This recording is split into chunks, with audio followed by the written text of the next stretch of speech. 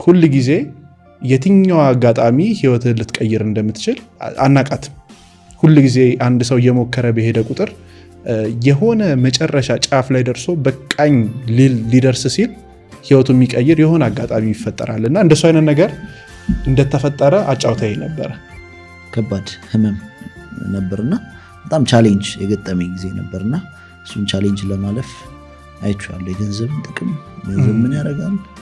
ገንዘብ የሰው እጅ ያሳያል አያሳይም? በጣም ከባድ ጊዜ ነበር። እሱ ጊዜ በጣም አስተምሮኛል በህይወቴ። ከዛ በኋላ ደግሞ እንደዚህም አይነት ስትራግል ውስጥ ላሉ ሰዎች መድረስ እንዳለብኝ አልፌው እስኪሰማኝ ድረስ ደርሻለሁና ብዙ ተስፋ የሚያስቆርጡ ጊዜያቶች ነበሩ። ግን ተስፋ መቁረጥ አይደለም መፍትሄው። ራስ ላይ ተስፋ ዘርተህ ከዛ ችግር መውጣት